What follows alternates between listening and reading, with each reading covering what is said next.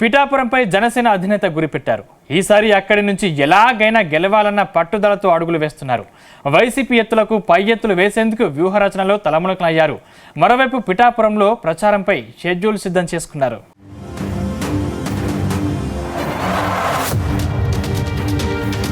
జనసేన అధినేత పవన్ కళ్యాణ్ ఎంట్రీతో పిఠాపురంలో రాజకీయాలు రంజుగా మారాయి. అక్కడి నుంచి ఎన్నికల బరిలో పవన్ దిగుతుండటంతో అందరి ఫోకస్ పిఠాపురంపై పడింది. ఈ నేపథ్యంలో పవన్ కళ్యాణ్ అక్కడి నుంచి ఎన్నికల ప్రచారం కూడా ప్రారంభించబోతున్నారు. ఈ నెల 27న పిఠాపురం వెళ్లి అక్కడ ప్రచారం చేయాలని నిర్ణయించుకున్నారు. అక్కడి నుంచి రాష్ట్ర వ్యాప్తంగా ఇతర ప్రాంతాలకు ప్రచారానికి వెళ్లేలా ప్లాన్ సిద్ధం చేసుకుంటున్నారు. ఈ మేరకు జనసేన నేతలతో చర్చించి ఆయన షెడ్యూల్ ఖరారు చేశారు.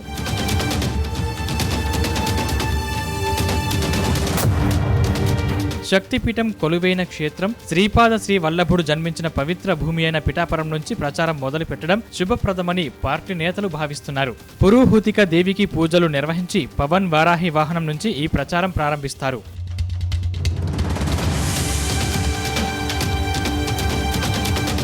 పిఠాపురం నియోజకవర్గంలోనే 3 రోజుల పాటు ప్రచారం చేశాక పవన్ కళ్యాణ్ ఇతర నియోజకవర్గాలకు వెళ్తారు. ఈ 3 రోజుల పిఠాపురం టూర్లో నియోజకవర్గంలోని ముఖ్య నాయకులు, మండల నాయకులతో భేటీలు నిర్వహిస్తారు. పిఠాపురం కేంద్రంగానే రాష్ట్ర వ్యాప్తంగా సాగించే ఎన్నికల ప్రచారానికి రాకపోకలు సాగించబోతున్నారు. ఇందుకు అనుగుణంగా ఏర్పాట్లు చేయాలని పవన్ పార్టీ కేంద్ర కార్యాలయ వర్గాలకు ఆదేశాలిచ్చారు.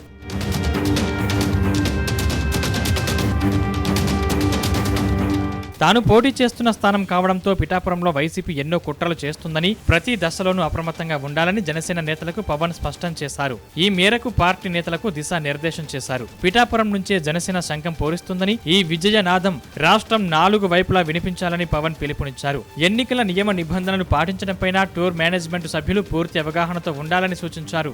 మొత్తం మీద పవన్ కళ్యాణ్ పిఠాపురమే లక్ష్యంగా పావులు కదుపుతున్నారు.